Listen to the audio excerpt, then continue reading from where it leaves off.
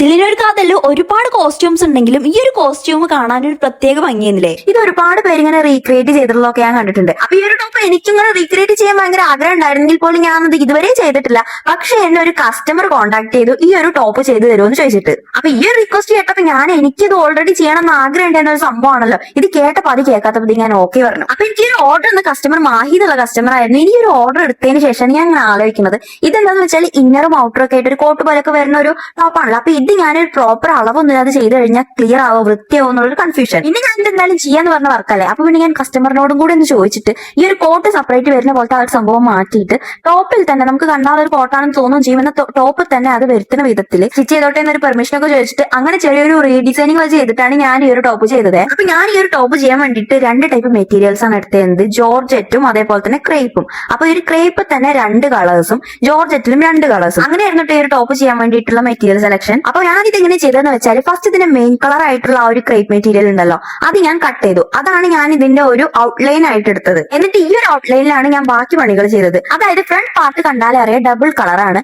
അപ്പൊ അതിന് വേണ്ടിയിട്ട് ഫസ്റ്റ് ഞാൻ ആ ഒരു ബേസ് ആയിട്ടുള്ള ലൈനിങ്ങിന്റെ മേലെ കുറച്ചൊരു ഭാഗത്ത് ഞാൻ ആ ഒരു ബ്രൈറ്റ് കളർ ലൈനിങ് വെച്ച് പിടിപ്പിച്ചു. അപ്പൊ ഈ ഒരു ലൈനിങ്ങും ക്രേപ്പ് ആയിരുന്നു. അപ്പൊ ഈ ഒരു ക്രേപ്പിന്റെ ലൈനിങ് ബ്രൈറ്റ് കളർ മേലെയും താഴെ ഭാഗത്ത് നമ്മൾ ആ ഒരു ലൈറ്റ് കളറും ടോട്ടലായിട്ട് ലൈറ്റ് കളറും കൂടി വെച്ചതിന് ശേഷം ഞാൻ ചെയ്തത് എന്താന്ന് വെച്ചാൽ ഈ ഒരു ജോർജറ്റ് ഉണ്ടല്ലോ ബ്രൈറ്റ് കളറിന്റെയും ലൈറ്റ് കളറിന്റെയും അതിന്റെ എത്രയാണോ അളവ് എന്ന് വെച്ചാൽ ഈ ഒരു ബ്രൈറ്റ് കളർ ലൈനിങ് എത്ര വന്നത് ലൈറ്റ് കളർ ലൈനിങ് എത്ര വന്നത് അളവ് എടുത്തിട്ട് ആ ഒരു ജോർജറ്റ് കട്ട് ചെയ്തിട്ട് അത് രണ്ടും കൂടി യോജിപ്പിച്ചു.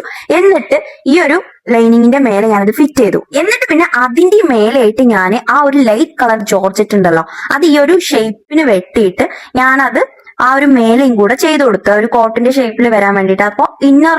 അപ്പൊ നമുക്ക് ഇന്നറിലൊരു ഡ്രസ്സും മേലെയായിട്ടും വരുമ്പോൾ നമുക്ക് ഒരു കോട്ടിന്റെ ഫീലിംഗ് വരും. അങ്ങനെ ചെയ്തു. പിന്നെ ഒന്ന് ബാക്ക് പാർട്ടായിരുന്നു. ബാക്ക് പാർട്ട് കുറച്ചും കൂടി സിമ്പിൾ ആയിരുന്നു. അവിടെ പിന്നെ എനിക്ക് എക്സ്ട്രാ കുറെ പണീന്റെ ഒന്നും ആവശ്യം വന്നില്ല. ആ ഒരു പ്ലെയിൻ ആയിട്ടുള്ള ലൈറ്റ് കളർ ഉണ്ടല്ലോ അത് ഫുള്ള് കൊടുത്തിട്ട് ഫസ്റ്റ് ഒരു ലെയർ ഞാൻ അടിച്ചു. അതായത് ലൈനിങ്ങും ജോർജറ്റും കൂടെ കണക്ട് ചെയ്ത് അടിച്ചിട്ട് അതിന്റെ മേലെ വീണ്ടും ഞാൻ ഈ ഒരു ജോർജറ്റ് കൊടുത്തു. എന്നിട്ട് പിന്നെ ഞാൻ ചെയ്തത് ആ ഏറ്റവും മേലെ കൊടുത്ത ജോർജറ്റിന്റെ പീസ് ഉണ്ടല്ലോ ഫ്രണ്ടിലായാലും ബാക്കിലായാലും ആ ഒരു പീസും ഏറ്റവും താഴെയുള്ള ലൈനിങ്ങും ജോർജറ്റും കൂടി കണക്ട് ചെയ്ത പീസും കൂടി കണക്ട് ചെയ്യുക. അതായത് രണ്ടും കൂടി വിട്ട് നിൽക്കുന്ന വിധത്തിലാണ് ഞാൻ അടിച്ചിരുന്നത് സൈഡ് ഓപ്പൺ. ഇങ്ങനെ ചെയ്തപ്പോൾ എനിക്ക് ബാക്ക് നെക്ക് കൊടുക്കാൻ പറ്റിട്ടോ. പിന്നെ ഇതിന്റെ സ്ലീവ് ഞാൻ ആ ഒരു വീഡിയോ കണ്ട പോലെ തന്നെ ആ ഒരു ലൈറ്റ് കളർ മെയിൻ ആയിട്ട് ആ ഒരു ബ്രൈറ്റ് കളർ ലൈറ്റ് കളറിന്റെ അടിയിൽ വരുന്ന ടൈപ്പിൽ താഴെ ഭാഗത്തും അങ്ങനെയായിട്ട് ചെയ്തു. അപ്പൊ ഞാനിങ്ങനെ ഇതൊരു എടുക്കണ വേണ്ടിയിട്ട് ഡബിൾ ആയിട്ട് എടുത്തോണ്ട് എനിക്ക് കുറച്ച് ടൈം എടുത്തിട്ടോ എടുത്ത് തീർക്കാൻ വേണ്ടിയിട്ട്. അങ്ങനെ ചെയ്തെടുത്ത് തീർത്തപ്പോ എനിക്ക് സംഭവം ഈ വർക്ക് നല്ല സാറ്റിസ്ഫൈഡ് ആയിരുന്നു കേട്ടോ. അത്യാവശ്യം കുഴപ്പമില്ലായിരുന്നു, വൃത്തി ഉണ്ടായിരുന്നു കാണാന്. പിന്നെ കസ്റ്റമറിന് കണ്ടപ്പോ ഇഷ്ടമായി. ആൾക്കത് അയച്ചു കൊടുത്തിട്ടില്ല. അയച്ചു കൊടുത്തിട്ട് അവിടെ എത്തിയിട്ട് കസ്റ്റമർ ഇട്ടിട്ട്